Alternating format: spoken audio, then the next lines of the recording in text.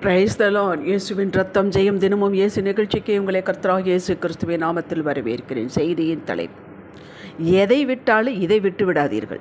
ஆதார வசனம் எபிரேயர் 3:14 நாம் ஆரம்பத்திலே கொண்ட நம்பிக்கையை முடிவு பரியந்த உறுதியாக பற்றி கொண்டிருப்போமேயாகில் கிறிஸ்துவனிடத்தில் பங்கு உள்ளவர்களாயிருப்போம்.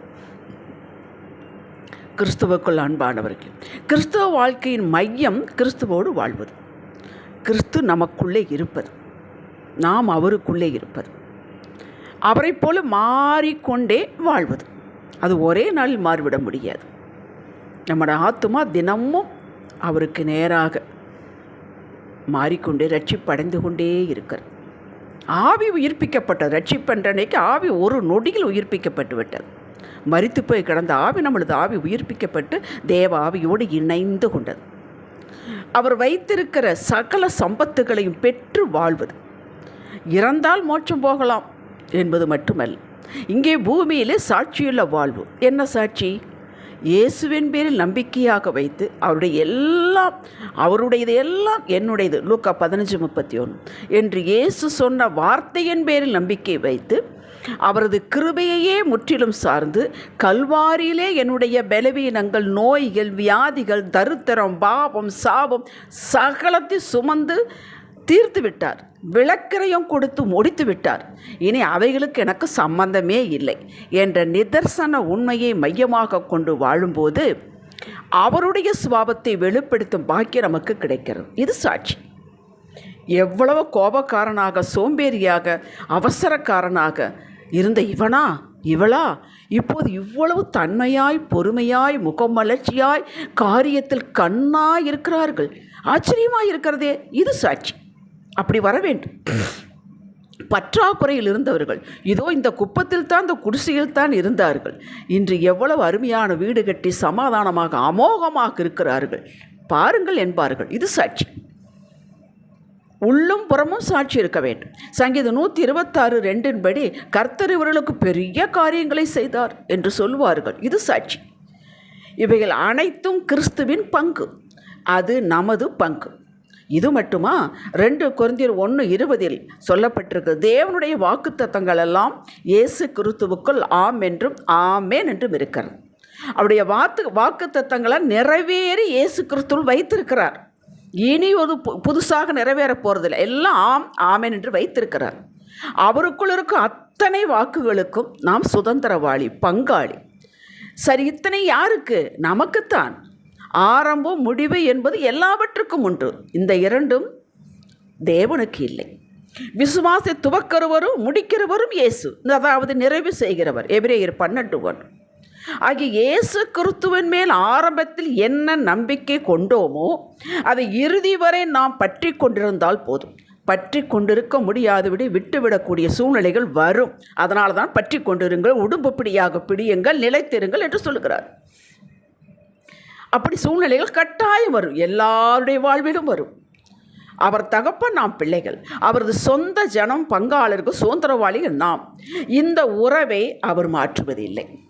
பாதையை விட்டு விலகுவதும் இல்லை, மறந்து விடுவதும் இல்லை. நாமும் அப்படித்தான் இருக்க வேண்டும்.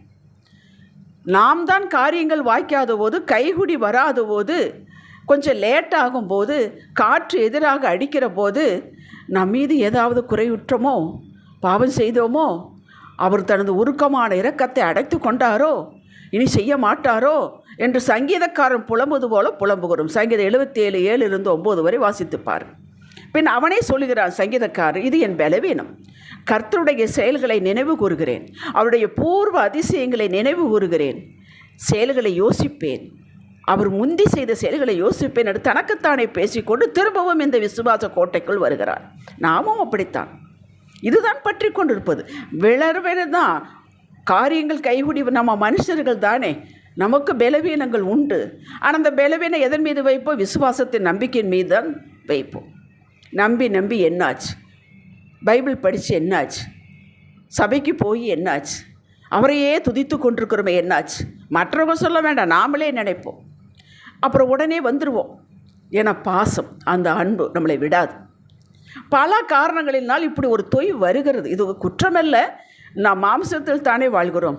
ஆனால் இதில் நிலை கொண்டு இருக்கக்கூடாது. அதுதான் அப்படி இருந்தால் பிசாசு நம்மை பிரித்து எடுத்துக்கொண்டு போய்விடுவான். புலம்பல் 3ஆம் அதிகாரம் 40வது வசனத்தில் எரேமியன் மூலம் கர்த்தர் பேசுகிறார். நாம் நம்முடைய வழிகளை சோதித்து ஆராய்ந்து கர்த்தரிடத்தில் திரும்ப கடவோம். கேட்டீர்களா? இது தினமும் நடக்க வேண்டிய காரியம். ஆபிரகாம் தவறினான் சாராய் பேச்சை கேட்டு. கர்த்தருக்கு காத்திருக்காமல் இஸ்மவேலுக்கு தகப்பனானான். ஆனால் உடனே இந்த விசுவாச எல்லைக்குள் வந்து விட்டான். பின் மாறவே இல்லை. அதனால தான் விசுவாச தந்தை என்று பெயர் பெற்றான். நமக்கும் தடுமாற்றும் சூழ்நிலைகள் வருவது உண்டு. ஆனால் உடனே விசுவாச எல்லைக்குள் திரும்பி விட வேண்டும். விழுவது சாத்தியம் நிறைய இருக்கிறது, தவறும் அல்ல. ஆனால் விழுவதும் எழுவதுமாக இருக்கக்கூடாது. நம்முடைய விசுவாசம் அப்படி இருக்கக்கூடாது. கீழே விழுகிறது எந்திரிக்கிறது, கீழே விழுகிறது எந்திரிக்க, இப்படி இருக்கக்கூடாது. ஏசாயா 26:3 சொல்லப்பட்டது போல, உம்மை உறுதியாய் பற்றி கொண்ட மனதை உடையவன் உம்மையே நம்பி இருக்கிறபடியால் நீர் அவனை பூரண சமாதானத்தோடு காத்துக்கொள்வீர். கேட்டீர்களா? அந்த உறுதி, அந்த நம்பிக்கையில் உறுதி யாரிடம் இருக்கிறதோ அவர்களுக்கு பூரண சமாதானம் உண்டு.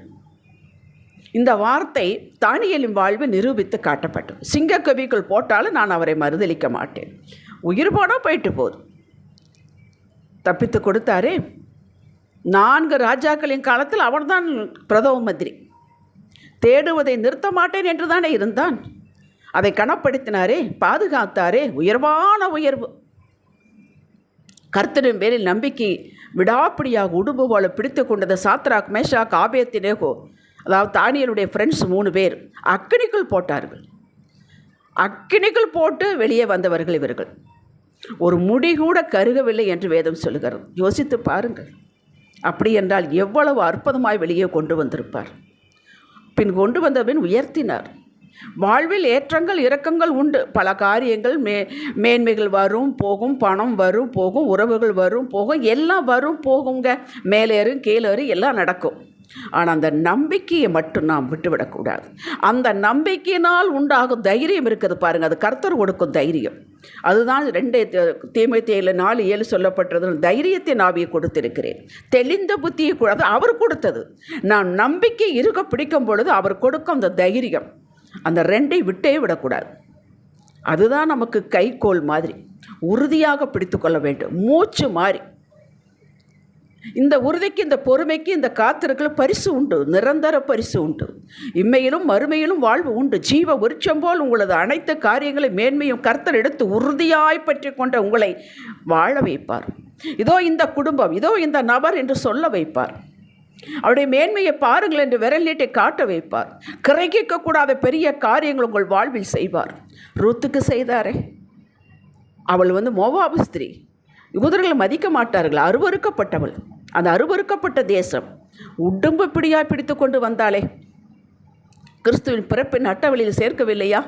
அவள் அந்த உறுதி, அந்த நம்பிக்கை, அவருக்கு தேவன் மேல் வைத்த பாசம், அதற்கு கிடைத்த பரிசு. அதை தான் நம்மளுக்கு இந்த நம்பிக்கையை பேச்சிலே செயலிலே காட்டுங்கள். கிரியை இல்லாத விசுவாசம் செத்தது.